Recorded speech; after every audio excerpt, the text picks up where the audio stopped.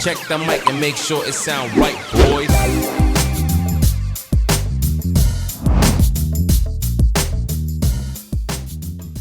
Hola, bienvenidos a Yo Lo Leo. Otra vez estamos aquí de vuelta este lunes. Muchas gracias por seguir apoyando, por seguir viendo los videos. Me gusta grabar, me gusta estar aquí grabando. Y me gusta el proceso creativo de esto, aunque luego soy medio huevón. Pero está interesante. Siento que ya agarré un nuevo ritmo para empezar a grabar, ir haciendo esta madre. Me gusta todo el proceso, pero sufro mucho después de publicarlo y estar viendo cómo le va el video. Supongo que tengo que dejar de preocuparme de eso y nada más fluir. Pero bueno, bienvenidos, muchas gracias. Como les comentaba yo la semana pasada, síganme en todas mis redes sociales, aquí les voy a poner edición y todo, shalala, suscríbanse, like a la campanita, todo eso funciona un chingo, por favor. Ayúdenme con las suscripciones, con todo. Ha habido un ligerito aumento en vistas y en suscripciones con respecto a los pasados. Muchas gracias por todo. Y pues, como les dije la vez pasada, vamos a ahora cambiar un poquito la dinámica. No van a ser tan al azar los temas de los que se va a leer. Estábamos hablando de que si efemérides, que si algún tema de interés común en la semana, y por más que fuera de interés común que metieran a la cárcel a Gloria Trevi, no supe si leer algo del telenovelas iba a ser lo indicado para el programa. Entonces, haciendo una revisión, llegamos a la conclusión de que precisamente hoy lunes 27 de septiembre, se cumplen 200 años de la entrada del ejército trigarante a la Ciudad de México, y mañana 28 de septiembre se cumplen 200 años de la firma del Acta de Independencia de México.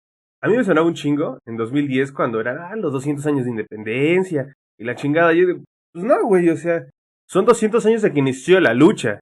O sea, la lucha se consiguió 11 años después de... La independencia se consiguió 11 años después de iniciada la lucha. Y realmente entonces México como nación cumple 200 años de independencia el día de hoy y el día de mañana. Porque es cuando se firma su acta constitutiva como una nación libre, que es el acta de independencia, y el fin, o la derrota, no la derrota, sino la rendición del gobierno de la Nueva España, el 27 de septiembre, que es con la entrada del ejército trigarante, que solo fue un desfile, porque no hubo batalla alguna que librar. Y pues entonces vamos a, en honor, o en aras de estos 200 años de independencia, que cabe aclarar una nota: yo soy la persona más antinacionalista, más antipatriótica que conozcan. Sin embargo, es historia, es algo que vale la pena conocer, es algo que vale la pena entender, y es algo que, por ejemplo, en la cultura gringa está muy marcado qué pedo con su acta de independencia, la chingada, shalala, y en nuestra cultura, pues el acta de independencia no importa, aunque algo muy interesante, nuestra independencia está basada en los textos. Los textos son los que hicieron, o los que le dieron forma y corazón al movimiento insurgente, desde los sentimientos de la nación y todo ese tipo de textos, la Constitución de 1817, hasta el Plan de Iguala, los Tratados de Córdoba y el Acta de Independencia. Estos últimos tres son los textos en los que se sustenta la independencia del Imperio Mexicano del Imperio Español. Y son los textos que vamos a revisar hoy. ¿Por qué los tres y no solo uno? Porque al estar yo leyendo el Acta de Independencia, esta acta claramente refiere a los otros dos textos. Esta acta claramente dice que sin esos dos no se llega a ese. Y es muy importante porque en estos textos se recoge el cómo se fundó o las bases en las que se fundamenta la nación mexicana o el imperio mexicano de ese momento. El primero, el Plan de Iguala, es los dos bandos que había, el Iturbide siendo un desertor del ejército realista, desertor por muchas situaciones geopolíticas de ese entonces, entre ellas que el rey Fernando VII pues había olvidado un poco de la Nueva España con tantos pedos que había allá. No se estaba de acuerdo con la Constitución de Cádiz, era gente entre libertaria y conservadora, pero no tan liberal como la que ya estaba surgiendo dentro de España misma. Y por el otro lado, el último bastión, el último comandante de los insurgentes del ejército insurgente, Vicente Guerrero. Estaban en un impasse, ya habían empatado la guerra, no iba a pasar nada. Pactaron cómo se iba a dirigir, pues Iturbide le dice, cabrón, ya estuvo, mejor nos independizamos entre los dos, chinguen a su madre los españoles, pero no tan así.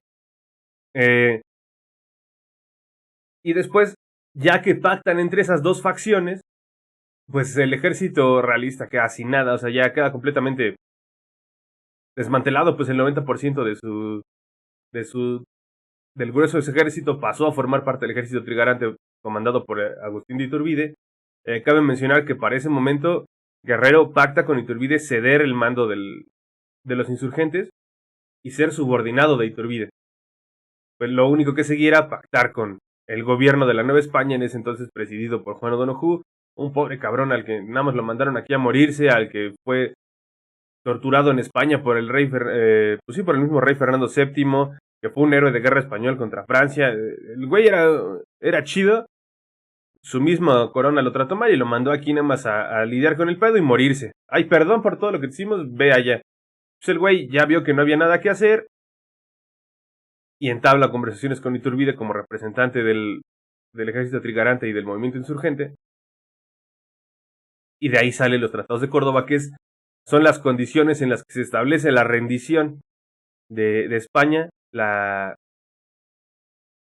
liberación, por así decirlo, de la Nueva España, y después el acta de independencia, que es la suma de estos dos en un texto concreto que nos va a constituir como un Estado-nación libre, independiente y soberana, aparte de. Sin embargo, como tal, una independencia proclamada, se podría decir que desde el Plan de Iguala está escrita o se sobreentiende más en ese texto. Y pues vamos a comenzar analizando un poco ese texto. De los tres textos, es el más ingenuo, el más filosófico, ¿cuál será? El más académico. Es un texto escrito por Agustín Iturbide, firmado por Agustín Iturbide, no está firmado por Vicente Guerrero, porque este texto nace de una correspondencia abundante entre Guerrero y Iturbide, y ya se habían acordado mucho de estos puntos. Este texto lo redacta Agustín Iturbide. Sin embargo, Agustín Iturbide pues era medio pendejón, o sea, no le sabía a casi nada, no era un hombre letrado, no era un hombre ilustrado, y fue apoyado por un erudito que residía aquí en la Nueva España, que se llama Manuel de la Bárcena, que era una persona conservadora, que era alguien de la iglesia, pero que tenía acceso a muchos textos que eran prohibidos dentro del Imperio de España, textos derivados de movimientos del Reino Unido y de Francia, como cuestiones de John Locke, Montesquieu. Muchos de esos textos ya más revolucionarios, textos en los que se sustentan la revolución de las Américas y en general la Revolución Francesa. Ese tipo de textos, esos movimientos que inician en la Revolución Francesa, desembocan que inician básicamente en la independencia de Estados Unidos, siguen en la Revolución Francesa y desembocan en la independencia de toda la América. Esos contenidos están imbuidos dentro del Plan de Iguala. Es el más, pues sí, el más idealista de estos textos. Ya los que siguen son politiquería. Más que nada son ya, ok, ya estamos, ¿a dónde vamos? O sea, ¿en qué condiciones se va a dar? Y les digo, este cura Manuel de la Bárcena es el que asesora a Iturbide y posteriormente también firma el acta de independencia. Y pues cabe mencionar que en estos textos, a mí lo que primero me sorprendió es no ver el nombre de Vicente Guerrero en ninguno. Pero pues se entiende porque Vicente Guerrero, dentro de la correspondencia y dentro de las reuniones que tuvo con Iturbide, él cedió su posición de poder, él negoció, pero mucho de lo que está escrito aquí, aparte de ser muy académico, son muchos diálogos y mucha negociación entre Iturbide y Guerrero. Yo estaba muy, no sé, la intención que tenía aquí al hablar de esos aspectos era ser más crítica, más entender de dónde, por qué nos comportamos como nos comportamos ahora como país, pero es como, no sé, pasó hace 200 años, cabrón. O sea, no podíamos esperar otra cosa. El problema no es lo que digan estos textos, el problema es que perduró. Y no perdura por lo que digan los textos, perdura porque la mentalidad no cambió. Ese es el problema, la mentalidad no cambió. Era lo más normal del mundo que esa mentalidad existiera en ese momento hace 200 años. Pero no mutó lo suficientemente rápido ni lo suficientemente bien. Algo que también en la investigación que hice sobre estos temas es que, bueno, la independencia de las Américas es completamente de una génesis masona. O sea, los masones eran la oposición a la monarquía en el mundo en ese momento. Ellos fueron los que empezaron con los movimientos tanto en Estados Unidos, Argentina, en todos lados. Simón Bolívar era masón, que es el gran libertador de las Américas. Miguel Hidalgo, Allende, Morelos eran masones.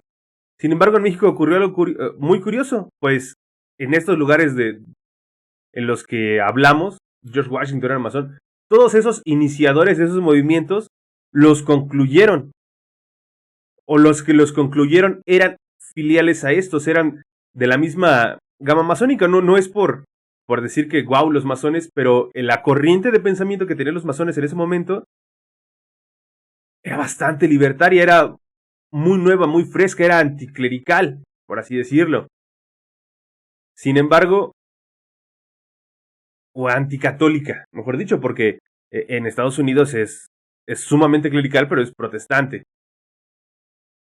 Era sumamente anticatólica, anti ese sistema.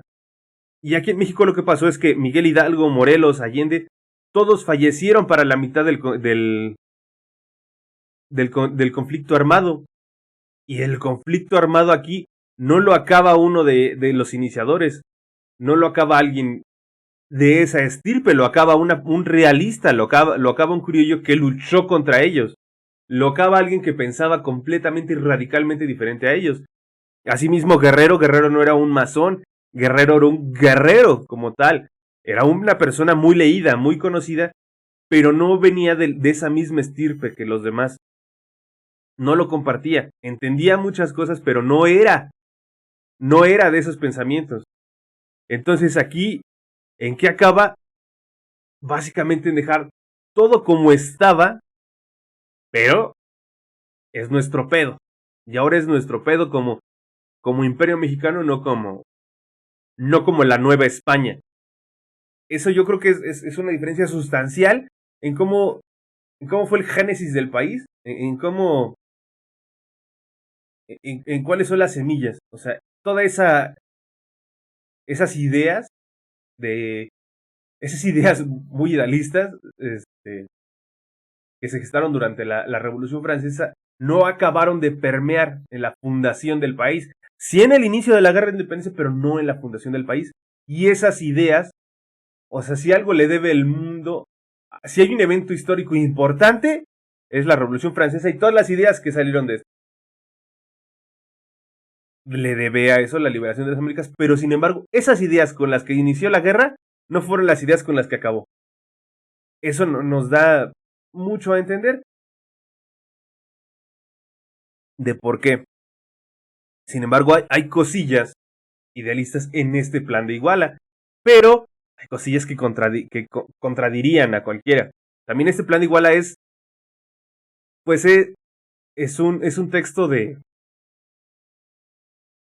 unión, es un texto de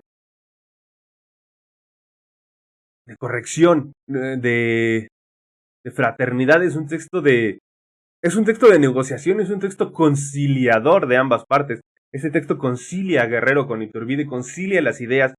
Este texto es la semilla idealista de cómo se va a fundar. Y pues para seguir la dinámica que siempre seguimos, vamos a ver cómo empezamos. Y empieza con una frase que es la que define el movimiento de independencia. Dice: americanos, bajo cuyo nombre comprendo no solo a los nacidos en América, sino a los europeos, africanos y asiáticos que en ella residen. Le habla a todo mundo que está aquí. Es igualdad. O sea, esa frase resume la igualdad en la que se concibe esto. Les digo que es muy idealista, muy inocente, y estos textos van cambiando. Se nota una evolución en el pensamiento del autor, que es Iturbide. Habla de que aquí todos los que entren, ¿no? Y como nomás, el que aquí quiera vivir, el que aquí quiera residir, aquí lo va a poder hacer. Porque va a ser americano, va a ser mexicano. Pero no vayan a venir de ahí de Honduras o de El Salvador, ¿verdad? Porque aquí no. A ellos no se les permite entrar, ¿verdad? Ellos no tienen por qué aspirar a mejorar. Bueno, ya encontramos la primera contradicción entre lo que decía y entre lo que ocurre, ¿no? Después procede a hacer una comparación entre lo que es la Nueva España y lo que fueron los grandes reinos, los grandes imperios de ese momento, que son el Imperio Británico, el Imperio Francés, el Imperio Alemán, el Imperio Español, que fueron ellos súbditos del Imperio Romano. Y hace una comparación de que tuvieron que emanciparse y tuvieron que ver al Imperio Romano como su padre, como aquel que los condujo, como aquel que los ayudó a crecer hasta el momento que ellos pudieran vibrar solos. Así son ellos ahora, el Imperio Español para el Imperio Mexicano. Ya llegué a un punto en el que me puedo sostener solo, ya no te necesito. Reitero, es muy conciliador y hasta cierto punto es una chupadota de chile para España. O sea, si es así, dices, wow. Pero también pues, lo redactó Iturbide después de negociaciones con Guerrero, pero Iturbide lo redacta apoyado por un clero, por un sacerdote español. Es obvio que iba a venir así. Sin embargo, también indica la forma en la que acaba la guerra. La guerra acaba de una forma fraterna, de una forma de ya nos aburrimos de estarnos peleando, ya no nos odiamos, vamos a dejarlo atrás, ya, me caes muy bien, gracias por lo que querías. También había muchas ideas, pues predominaban las ideas del momento, las ideas inculcadas por los españoles, entonces por lo tanto decías, no, pues gracias de librarnos por los aztecas, ¿no, verdad, Vox? Muchas gracias. Eso decían, así se entendía en esos momentos. Hace 200 años, Vox. Hace 200 años. Pero... Y por eso era ese sentimiento de agradecimiento a España por lo que fue, pero que ya nos dejara crecer. A cámara papá ya estuvo. Hace algunos años se sostenía una conversación con unos amigos, una discusión, porque con esos amigos siempre había discusión, sobre la frase la madre patria, ¿no? O sea, sobre qué tan agachón se veía uno decir la madre patria. Y pues yo decía, pues es que, güey, históricamente, pues, es la madre patria, así se le dice, los españoles son compas y así, pero viene uno viendo cómo viene evolucionando el pensamiento en el mundo, las diferentes comentarios, los diferentes posturas que se están tomando ahorita en España. ¿Cómo estamos nosotros con ese pensamiento del esclavo feliz? Decía, no, es que si la madre patria, y dices, pues no, chinga tu madre, madre patria. Es España y punto.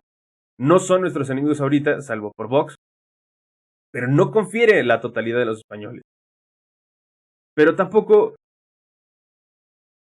es lugar de mantener deferencia, acordándonos de un pasado de subyugación. Que también hay que verlo de otra forma, pues no somos ni aztecas nosotros, ni somos españoles. Somos mexicanos, descendientes de aztecas y descendientes españoles. O sea, nuestros orígenes están tanto en esa tierra como en esa tierra. Pero también, si nuestros orígenes están en esa tierra, podemos reconocer lo que nuestros antepasados hicieron mal, siendo nuestros antepasados los españoles mismos también, ¿no? Y se puede uno criticar hacia atrás, hacia sus mismos orígenes. Bueno, les digo, procede. Bueno, regresando al texto, el texto procede pues a decir que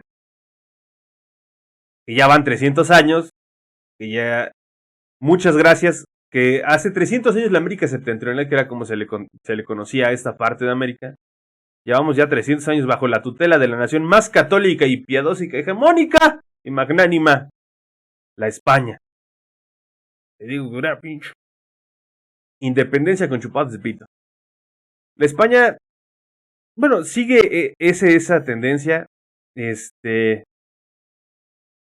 Dice que también así como, pues lo que dice es que ha crecido, o sea que sí, llegaron en un punto, nos pusieron y nos llevaron de A a B, y en B ya estamos en el punto que tenemos que ir solitos sin ellos. O sea, ellos lo veían así, no lo veían tanto como desde el rencor, sino del ya estamos, ya no te necesitamos, más que ese punto. Yo creo que también el mismo cura Hidalgo, esos iniciadores lo hacían de esa forma, tanto así que en el grito de independencia decía viva Fernando VII, si no me equivoco, pero estoy seguro que digo el nombre del rey de España.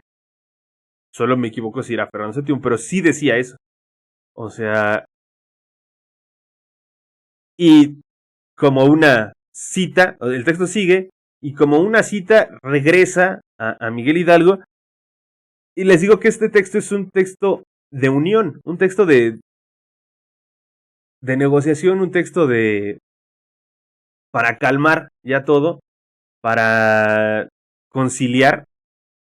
Y se supone que Iturbide e Hidalgo tuvieron ciertos intercambios en los que Hidalgo le decía que la única forma de alcanzar la independencia era a través de la unión. Pues Iturbide lo retoma. Iturbide no creía eso, no creía en la independencia, pero conforme va cambiando su mentalidad, sucesos que pasaron, retoma la idea de la independencia y retoma la idea de la independencia a través de la unión. Y eso refleja este texto, la independencia a través de la unión. ¿La unión de quién? De todos los nacidos no solo nacidos en América, sino los europeos, africanos y asiáticos que residan en esta unión de todos, porque esa es la única forma de alcanzar la independencia. Y dice que pues esta voz es la misma que resonó en el pueblo de Dolores en 1810, pero que esa misma voz le causó muchas desgracias a este bello país, desorden, abandono y muchos vicios. Asimismo, dice que gracias a ese evento que trajo tantos males,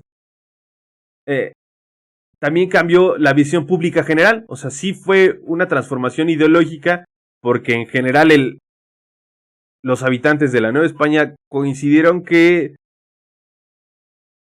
pues ya estuvo, ya fue suficiente de España, y se llega a ese consenso, a ese sentimiento común. Por ejemplo, ahorita un sentimiento común que genera la 4T. Esta es la primera T, estamos en la primera T. Que genera esta 4T es un sentimiento de repudio y ya de no solapar la corrupción. En ese momento, el sentimiento que generaba la primera T era de ya estuvo bueno de estar a merced de España, podemos gobernarnos solos. No era un sentimiento de odio, era un sentimiento de autodeterminación. Y también le señala a los españoles que viven ahí, que viven en España, les dice, güey, ustedes son americanos, ustedes viven aquí, tienen a su familia aquí, jalen con nosotros, jalen.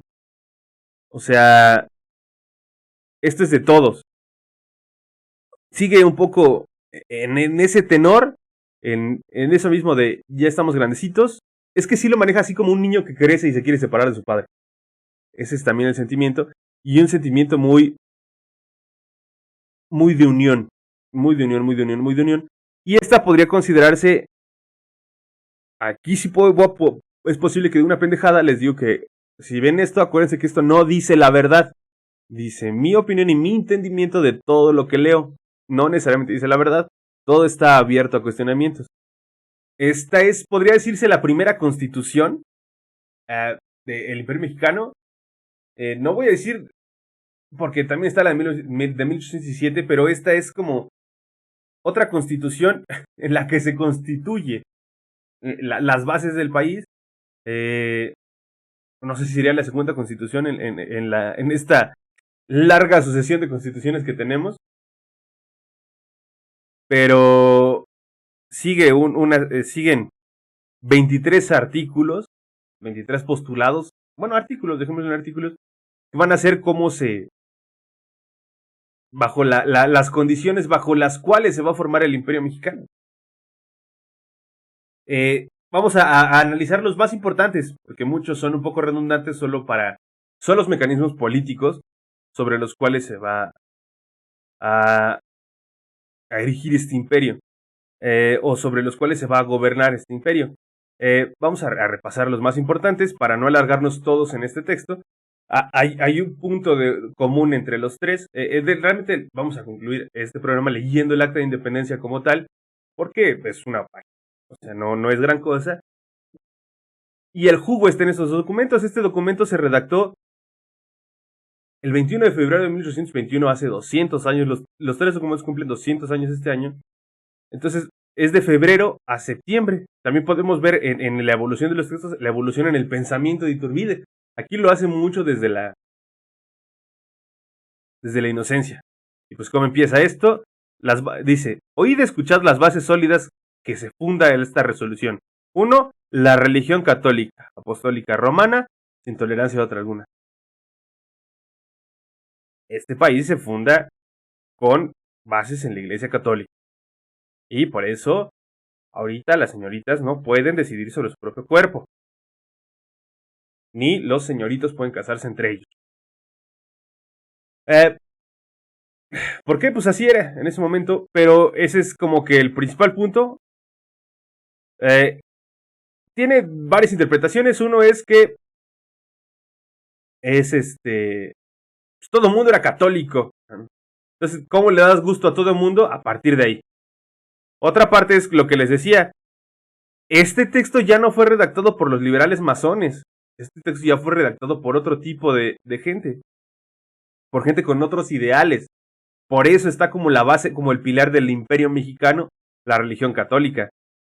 Ya no sé. En el segundo punto dice absoluta independencia del Reino de España, que es nos estamos uniendo porque queremos esto. Y después se habla de cómo se va a constituir el gobierno de este imperio. Se escoge un gobierno monárquico constitucional. El tercer punto dice gobierno monárquico templado por una constitución análoga al país. ¿Por qué? Porque pues, era el gobierno que más funcionaba en esos momentos, la monarquía. Porque no es que se estuviera en contra de la forma de gobierno, sino de quien lo ostentaba. Asimismo, se intentó formar una república, que era algo muy masón, en los movimientos republicanos, pero esa república había fallado durante la Guerra de Independencia. Guerrero había sido testigo de las fallas que tenía ese sistema republicano, por eso accede a que el sistema de gobierno sea una monarquía, sin embargo una monarquía constitucional, una monarquía limitada. Y después viene el punto más polémico de este texto que dice, Fernando VII y en sus casos los de su dinastía o de otra reinante serán los emperadores para hallarnos con un monarca ya hecho y precaver los atentados funestos de la ambición. ¡Pam! ¿Por qué invitan a gobernar al rey de España? Pues porque el rey se conocía. Es un poco absurdo, la verdad si lo piensan, pero también tiene sentido. Vamos a invitar a un güey que ya sea rey, que sepa cómo reinar, y no vamos a poner a reinar aquí a cualquier pendejo, Iturbide. Pero eso lo redacta Iturbide en coordinación con Guerrero. Iturbide en estos momentos no aspiraba a ser emperador y así como asaltaron. Sin embargo, fue simplemente por eso, porque en esos momentos era el gobierno que funcionaba. Era lo que había, y así se evitaban estar haciendo competencias por el poder. Otro punto que dice que si dice el punto 8, por ejemplo, dice que si Fernando VII no resolverá venir a México, la Junta de Regencia mandará a nombre de la nación mientras se resuelve la testa que deba coronarse. Dice que iba a haber una junta. Varios puntos de los que voy a centrar, lo único es que se forman cortes, es cómo se iba a organizar el gobierno. También dice que si no querían ellos, iban a buscar en otro país. Dice que que a un punto dice que varias de las cortes que se formen, o sea, iba a ser un gobierno monárquico constitucional como por ejemplo el que hay en Inglaterra, algo similar. Dice que todos los habitantes del Imperio Mexicano, sin otra distinción que su mérito y virtudes, son ciudadanos idóneos para optar cualquier empleo. O sea que todos tenemos la libertad, bueno, tenían la libertad, no tenemos. Nosotros no somos ciudadanos del Imperio Mexicano. O sea, todas las personas eran libres de ocupar cualquier puesto. O sea, era más a la unidad. Dice otro punto para unir y para mantener las cosas como estaban, que ya no hubiera pedo, que tanto los independentistas como los realistas se quedaran quietos, era decir, el clero secular y regular conservará todos sus fueros y propiedades. O sea, todo el mundo se iba a quedar como estaba, no pasaba nada. Otro punto era, todos los ramos del Estado y empleados públicos subsistirán como el día, y solo serán removidos los que se opongan a este plan y sustituidos por los que más se distingan en su adhesión y virtud y mérito. O sea, todo se queda como está, no se preocupen, papitos, tienen chamba. ¿Por qué? O sea, hay crítica en eso, o sea, nos independizamos, pero no cambió nada. Realmente, o sea, solo cambiamos un poco de dueño. Yo siempre creo que la independencia es la independencia en la que cambiamos de dueño, y la revolución es una revolución que nunca se acabó. Esos son los dos más grandes movimientos bélicos del país, o sea, no tuvieron mucho sentido en su conclusión. Bueno, se habla más de que se va a formar el ejército de las tres garantías, todos que vimos en la primaria, se van a hacer cortes, y ya, todo lo demás habla acerca de la forma de gobierno. Esos son los puntos más interesantes sobre este texto. Y sigue con frases ya más elocuentes, más de... Acaba en los puntos, el punto 23. Dice que todas las reglas, todo, que va a haber diputados, o sea, todo lo demás habla ya sobre una forma de gobierno, pero los puntos más importantes son los que estuvieron. Todo se queda igual para que no haya pedos con nadie, para no tener pedos con nadie. No se preocupen, pero vamos a ser independientes, vamos a ser una monarquía. Se establecen todas las bases. Esas bases... lo importante aquí es ver pues, cómo hemos avanzado. Yo creo que eventualmente el gobierno lo asumió gente que no tenía ni idea de cómo se gobernaba un país. Y generalmente América Latina y todos los países que se independizaron, salvo Estados Unidos, alrededor del mundo, han estado simplemente viendo, vagando, intentando saber cómo van a gobernar sus respectivos territorios, y nadie sabe cómo hacerlo hasta la fecha. Por eso llegamos, por eso estamos como estamos, dijeran los señores. Sí, porque fueron gobiernos improvisados, o sea, empezaron como gobiernos improvisados y nunca se concretaron, nunca hubo continuidad. O sea, los primeros 100 años de historia del país fueron guerras continuas, invasiones, nunca hubo la oportunidad de que el país estuviera estable y creciera, y que su gobierno se fuera asentando y fuera mejorando. Todo vino, pues como empezó, todo siguió como empezó. Empezó con buenas ideas y después la ambición le ganó al que aportó esas buenas ideas, y así seguimos hasta la fecha. Dice que todo el mundo quiere la felicidad común, que ya mira, todos los que peleamos aquí, no dice, hay un texto que es interesante ahora en el presente, por cómo vemos la historia en ese punto. Dice: todos cuanto componemos este cuerpo de fuerzas combinadas de europeos y americanos, de disidentes y realistas, seremos unos meros protectores, unos simples espectadores de la obra grande que hoy he trazado. Y sin embargo, muchos de los caudillos que formaban parte de los ejércitos, Guadalupe Victoria, Vicente Guerrero, el mismo Iturbide, acabaron siendo los que ostentaron el poder, ya sea de la República Mexicana como del Imperio Mexicano, el caso de Iturbide. O sea, bueno, por eso digo que es muy inocente. O sea, son las buenas intenciones que se tenían. Y dice: ahora sí, cámara, asombrada las naciones de la culta Europa, vean que la América septentrional se emancipó sin derramar una sola gota de sangre, porque las de los 10 años pasados no contaron, ¿va, cabrón? Pero el movimiento independentista, como una forma muy pacífica, acabó platicadito. O sea, todo fue político, acabó de una forma política, acabó de una forma de negociación. Y cierra con: viva la religión santa que profesamos, viva la América septentrional independiente de todas las naciones del globo, viva la unión que hizo nuestra felicidad. Todo reflejo de su tiempo. Dice Iguala, 21 de febrero de 1821, Agustín Iturbide. Y pues de ahí, de febrero de 1821, nos vamos a saltar hasta el 24 de agosto de 1821, que siguen los tratados de Córdoba. Y acabamos de tener una pinche fallísima en el video. Se perdieron unos 10 minutitos de video. Errores en la producción. Ni pedo. Pero pues vamos a seguirle dando. Toda la conclusión de del plan de Iguala no salió en video. Pero pues ya ni modo. Y bueno, nos quedamos en los tratados de Córdoba.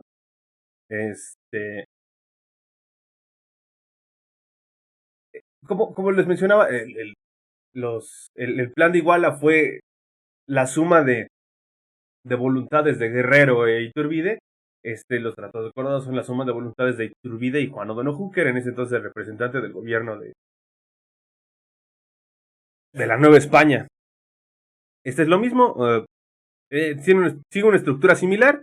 Primero se habla un poquito de por qué estamos aquí sentados discutiendo.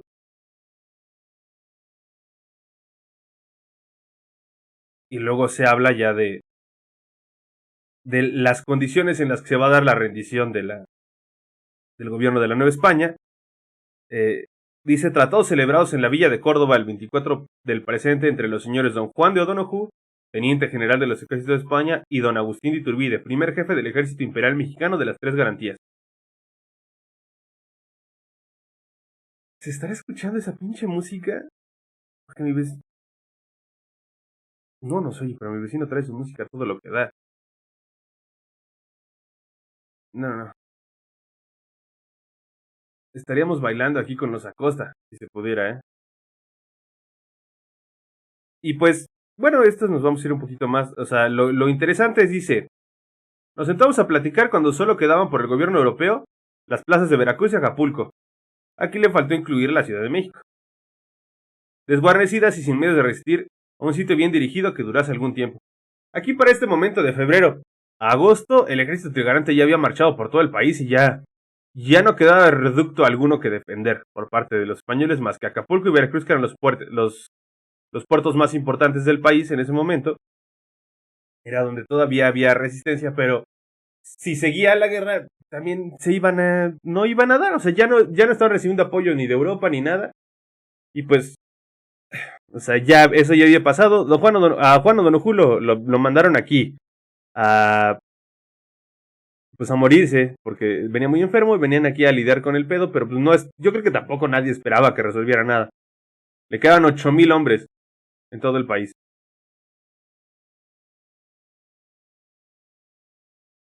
Estaba revisando a ver si se está escuchando la música de mi vecino. Dice que Juan O'Donoghue es el que invita a una entrevista al primer jefe del ejército imperial, don Agustín Iturbide. O sea, sí sienta mucho las bases de ya te gané, mano. Tú eres el que quieres que le pare. Pero el último año de la independencia había habido muy escasas batallas. O sea, generalmente donde se paraba el ejército trigarante, la gente se rendía o se pasaba a sus filas. Solo hubo unas cuantas batallas en Querétaro y la última batalla se liberó en Azcapotzalco. Dato curioso, en Azcapotzalco se murió el último de los soldados que iniciaron con el cura Hidalgo. El güey se murió en la última batalla. Peleó toda la independencia y se murió en esa última batalla el cabrón. Ni pedo. Y pues esto se llevó en Córdoba. ¿Por qué en Córdoba? Porque era el punto medio entre el puerto de Veracruz y la ciudad de Puebla. O'Donoghue estaba en ese momento en el puerto de Veracruz e Iturbide estaba en Puebla. Es donde se asentó a comer chiles en nogada. Chulada, un platillo, la verdad. Es de donde viene la historia, de donde salió chiles en nogada, que para agradar a Iturbide, la chingada, todo eso. Y pues dice que en esa reunión se convinieron varios artículos, en este caso fueron 17 artículos un poco larguitos, vamos a leer otra vez cuáles son los más interesantes. Y dice que de entrada, ¿a qué venimos? A firmar la independencia, man. A que ya estuvo, que se acabe la guerra, que se vayan. Dice que el primer artículo es que esta América se reconocerá por nación soberana e independiente y se llamarán en lo sucesivo Imperio Mexicano. Reitero, primero fue la suma de voluntades entre Guerrero y Iturbide y ahora entre Iturbide y el gobierno de la Nueva España. O sea, retoma muchos de los puntos que hay en el plan de Iguala. El segundo punto es igual, el gobierno del imperio será monárquico, constitucional y moderado. Y el tercer punto es donde viene la sustancial diferencia entre estos. Es donde cambia completamente. Hay una frasecita que es donde cambia completamente la intención de gobierno. Completamente la intención de gobierno. Si bien en el plan de Iguala se dice que se iba a buscar un rey, en otros lados, aquí la cambia. El segundo punto coincide con el tercer punto del plan de Iguala, que es el gobierno imperio será monárquico, constitucional y moderado. El tercer punto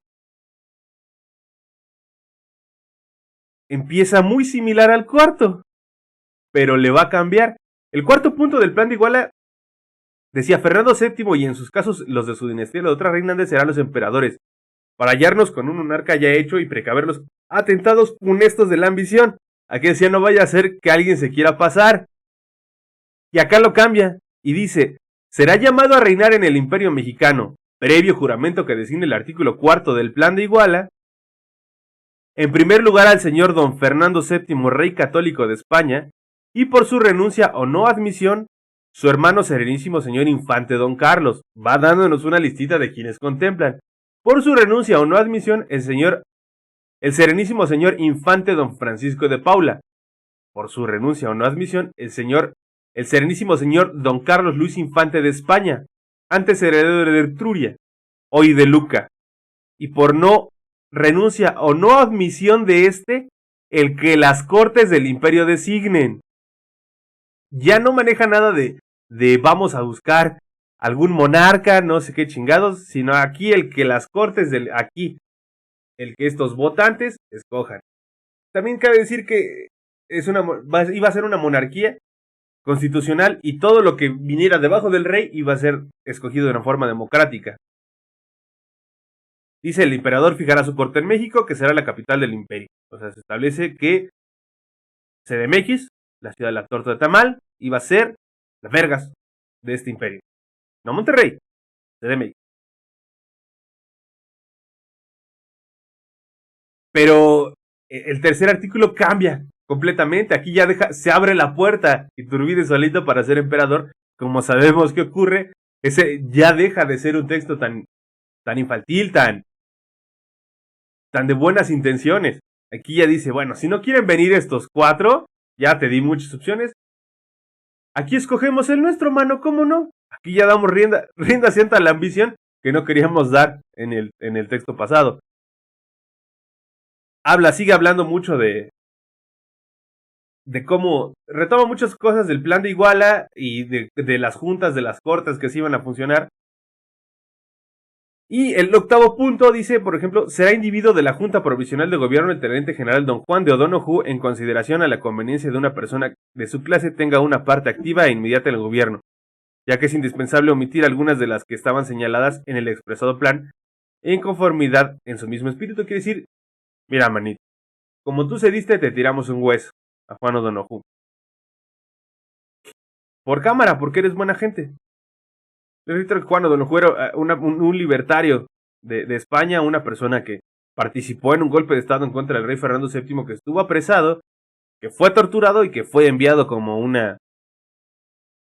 ¿cómo se le dirá? Como un premio de consolación aquí, a ser el representante. No a ser virrey, porque no lo nombraron virrey, sino a ser simplemente el representante del gobierno, el jefe de gobierno.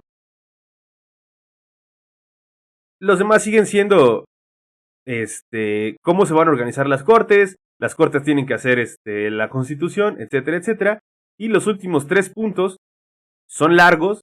El punto 15 dice, toda persona que pertenece a una sociedad, alterando el sistema de gobierno o pasando el país a poder de otro príncipe, queda en el estado de libertad natural para trasladarse con su fortuna donde le convenga, sin que haya derecho para privarle de esta libertad, a menos que tenga contraída alguna deuda con la sociedad a que perteneciera por delito o de otro, de los modos que conocen los publicistas.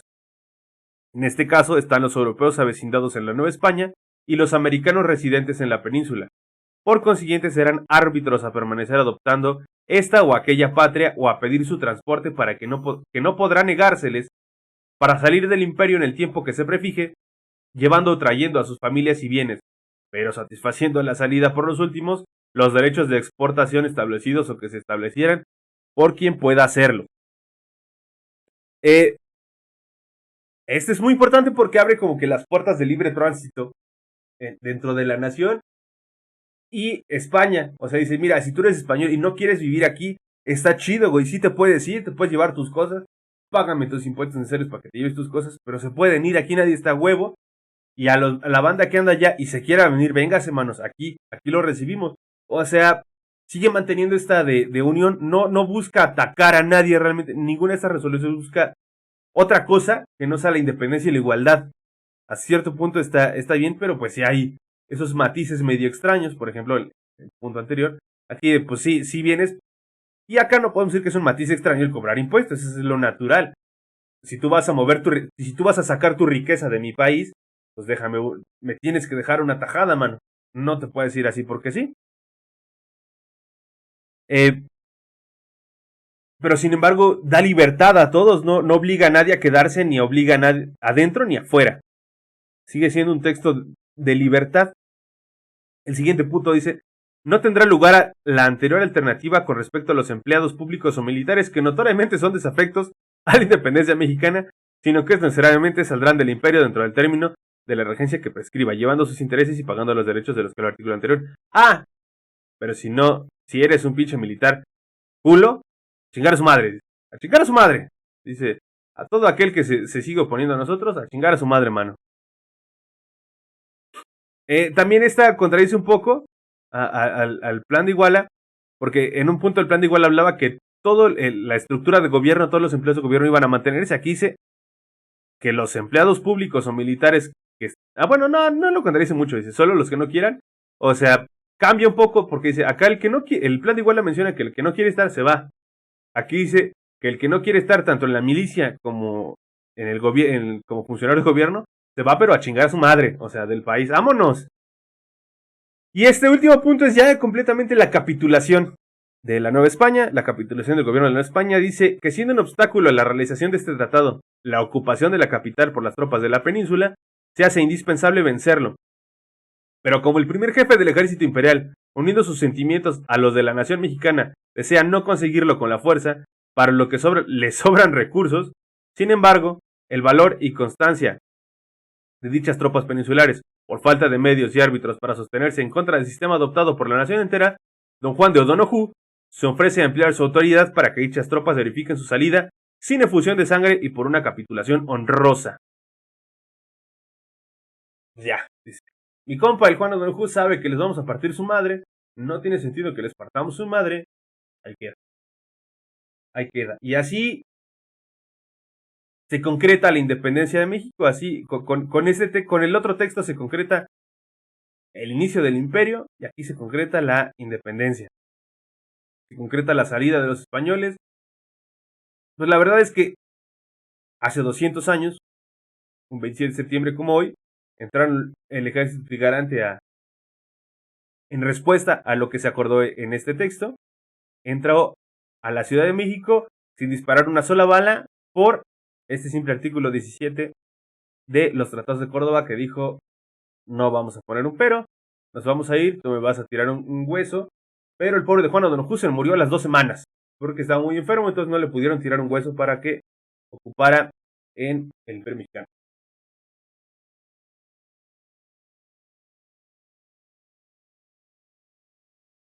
Y pues, este texto se firma en la Villa de Córdoba el 24 de agosto de 1821, hace 200 años.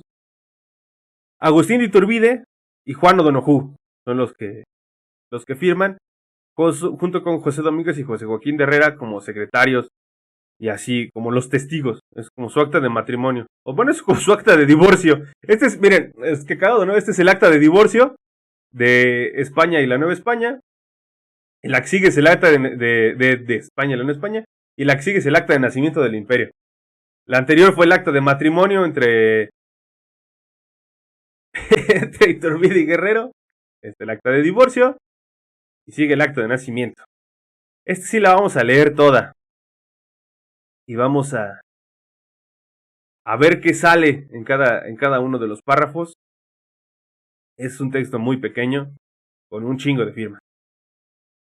Cabe mencionar que me sacó mucho de pedo cuando leí el acta de nacimiento,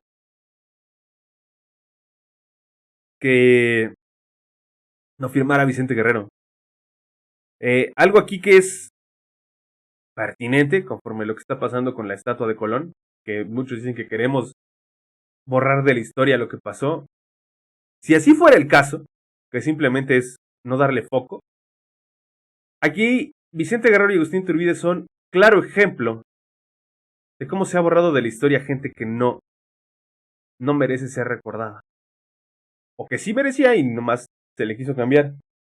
Vicente Guerrero era un hombre negro, un hombre mulato, al que durante 200 años, si usted iba hace 30 años a la papelería, y no sé si ahora, a comprar la monografía de Vicente Guerrero, siempre se le pintó como un hombre blanco.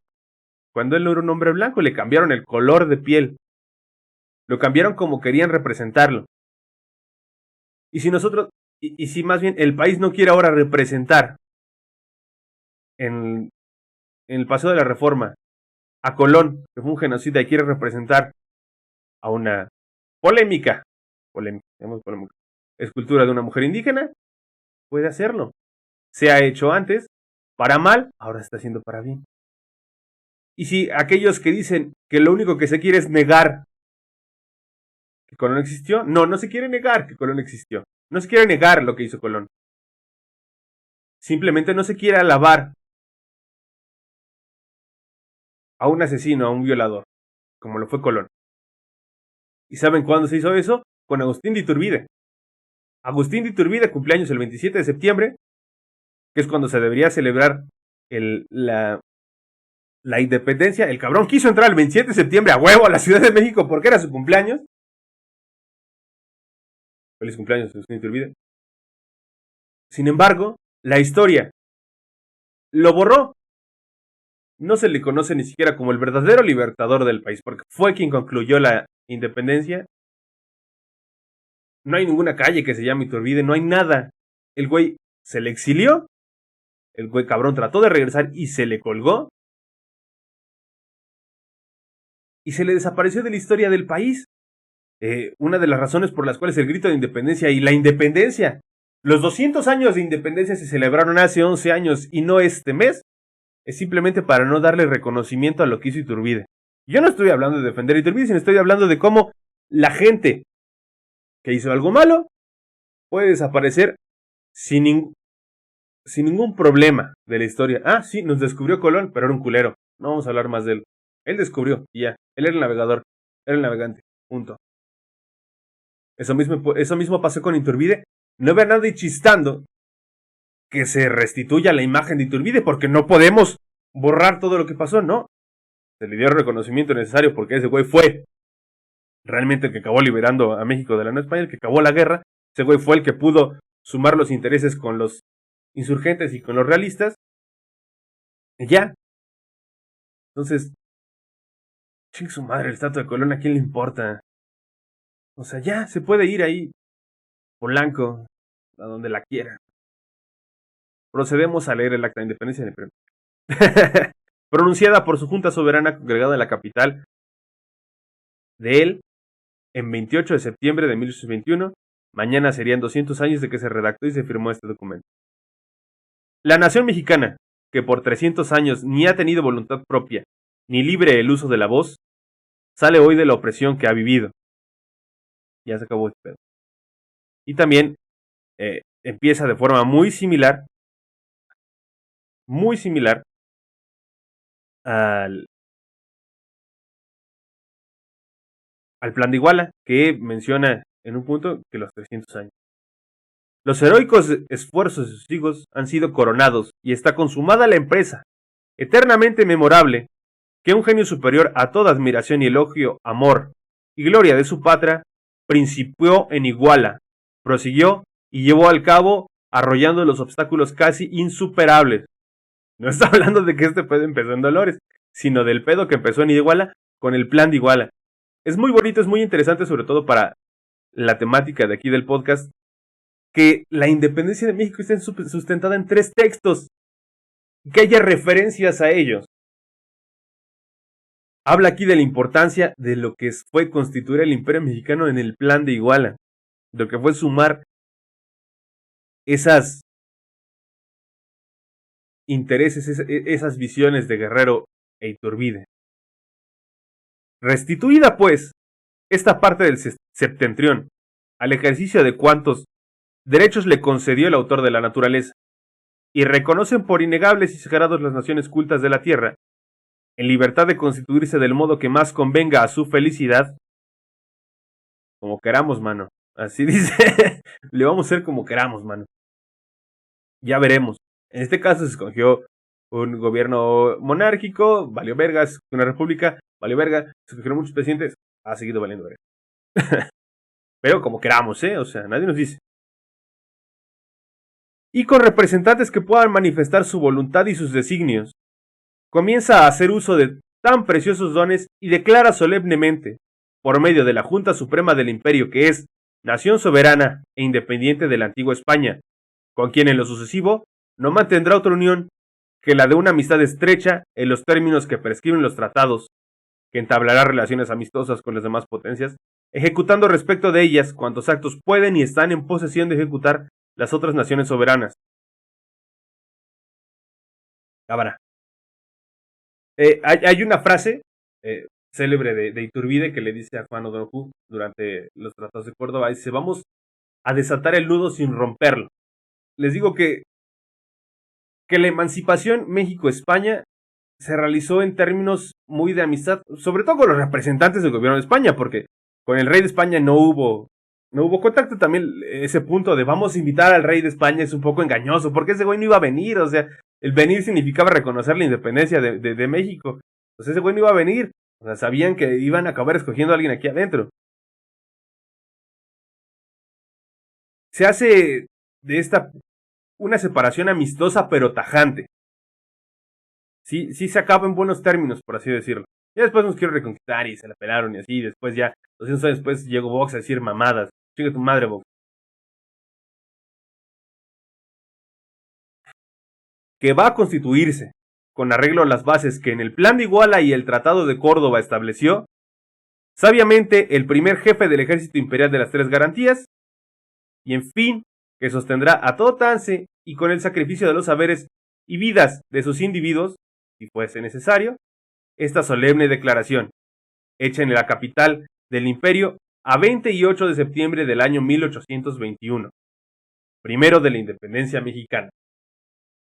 Firma un chingo de gente: Agustín de Iturbide, Antonio Obispo de Puebla, Juan O'Donoghue, Manuel de la Bárcena, que le digo que ayudó a redactar a este güey, un chingo de gente más, que generalmente son gente que seleccionó Iturbide para formar las primeras cortes, para que lo eligieran él como emperador, lógicamente. También aquí ya se nota que el que va a ser el regente es el líder del ejército trigarante, en este caso Iturbide. Algo bonito es que cita a los otros 2 documentos como la esencia en la que se lleva a cabo la independencia. Cuando estamos en la escuela nos hablan de estos textos, pero ni siquiera nos dicen qué decía. Y es interesante saberlo porque pues, nos dan las condiciones en las que se llevaron a cabo las cosas. O sea, cuál era la situación verdadera. Y pues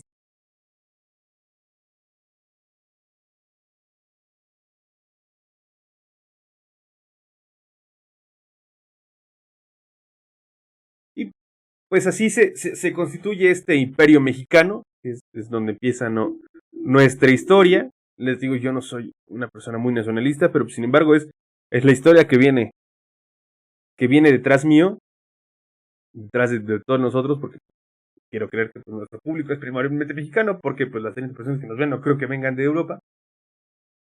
Bueno, muchas gracias, 30 personas que nos oyen. Así se forma. Yo creo que es importante reflexionar que de todo esto se hablaba de una nación para todos los que quisieran residir en ella. Sin embargo, ahora tenemos estos problemas de inmigración, de represión y de clasismo y racismo, porque no solo es por parte del gobierno, es por parte de la sociedad en contra de los inmigrantes del sur. Tenemos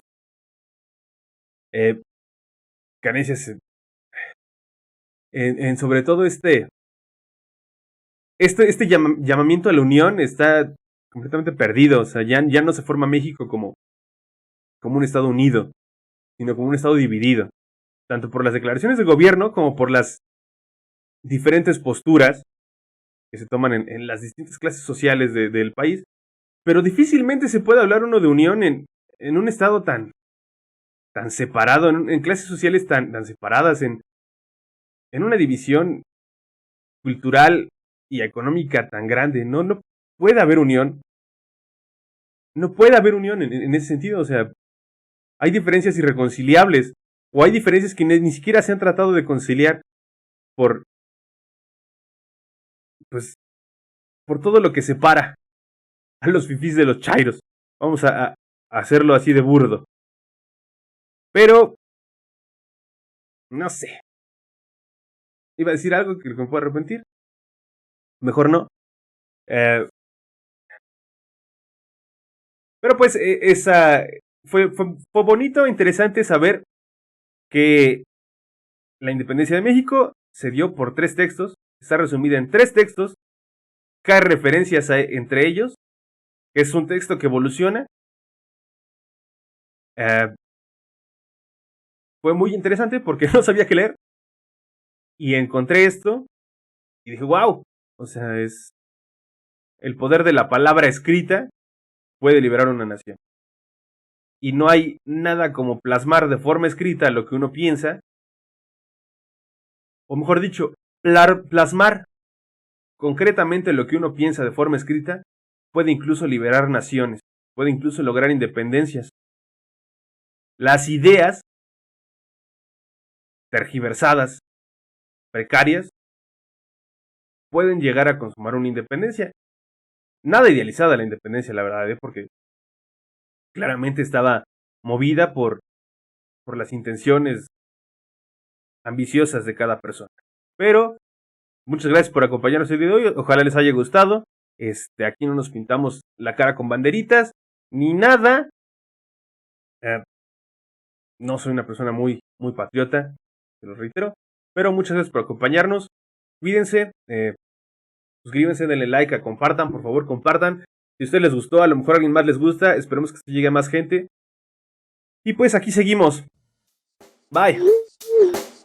Check the mic and make sure it sound right, boys.